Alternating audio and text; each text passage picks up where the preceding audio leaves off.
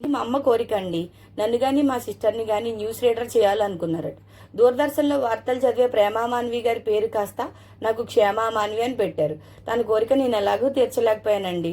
YouTube channel రీసెంట్గానే start చేశాను. ఒకసారి నేను వార్తలు చదివినట్టు చదివితే మా అమ్మ విని ఆనందిస్తారని ఈ వీడియో చేస్తున్నా. ఈ వీడియోలో 5 డిఫరెంట్ హెయిర్ స్టైల్స్ ట్రై చేశాను మా అమ్మ హెయిర్ మీదే.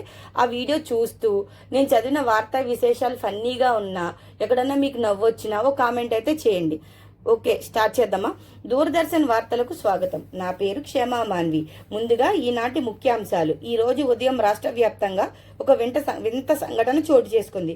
ప్రతి ఇంట్లో పిల్లలు ఉదయం నిద్ర లేచి అమ్మ నువ్వు నన్ను చిన్నచూపు చూస్తున్నావు అంటూ ఒకే రకమైన నినాదాలు చేస్తున్నట్లు మా ప్రతినిధి తెలియజేశారు. దీనిపై తల్లులందరూ తీవ్ర ఆందోళన వ్యక్తం చేస్తున్నారు. వివరాల్లోకి వెళ్తే హైదరాబాద్లో నివాసం ఉంటున్న పార్వతి గారి అబ్బాయి, అమ్మ నువ్వు పక్కింటి పింకీకి పెద్ద డైరీ మిల్క్ చాక్లెట్ కొనిచ్చి నాకు మాత్రం ఆచా చాక్లెట్ ఇస్తావా, నన్ను చిన్న చూపు చూస్తున్నావు అంటూ సత్యాగ్రహానికి దిగి మాకు కూడా సమాన హక్కులు కావాలి అన్నాడు. దీనికి స్పందించిన తల్లి తన చేతిలో ఉన్న తెరగరి కర్రను గాల్లోకి తిప్పుతూ, నువ్వంటేనే నాకు ఎక్కువ ఇష్టం నాన్న, నీ మీద 4 దెబ్బలు వేస్తాను, పింకీనైతే 4 దెబ్బలు కొట్టలేను కదా అంది.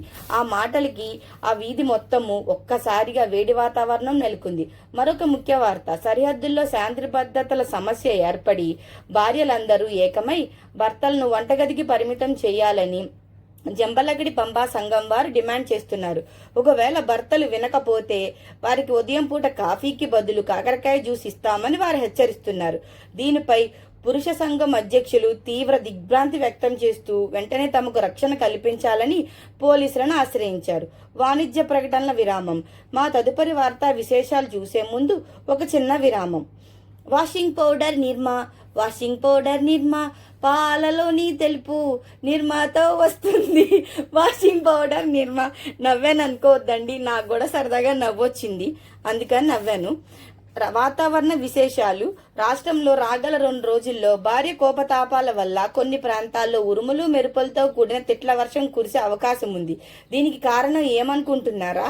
ఎండవేడికి తట్టుకోలేని భార్యలు భర్తల్ని ఏసీలు కూలర్లు తీసుకుని రమ్మని గొడవ చేస్తున్నారు. ఏసీలు కూలర్లు తీసుకొద్దామని షాప్ దగ్గరికి వెళ్ళిన భర్తలకు ఆ లైన్లో నుంచోలేక ఆ లైన్లో ఎండకి నిలబడితే ఆ ఎండకి తనెక్కడ వడదెబ్బ తగిలి కళ్ళు తిరిగి పడిపోతానా అన్న భయంతో ఇంటికి తిరిగి వచ్చిన భర్తని చూసిన భార్య ఇంట్లో ఉన్న చీపుళ్ళు గరిడ్లు గాల్లోకి ఎగరవేసింది. ఈ పరిణామాలకి ఒక్కసారిగా దిగ్భ్రాంతికి గురైన భర్తలు చేసేదేమీ లేక మళ్ళా కూలర్లు ఏసీలు షాపుల దగ్గర నిలబడ్డాడు. ఎండ వేడి తగ్గదు, భార్యల కోపమో చల్లారదు. ఈ వార్తలు ఇంతటితో సమాప్తం. ఫన్నీగా చెప్పానండి, సరదాగా మీరు కూడా నవ్వుకోండి.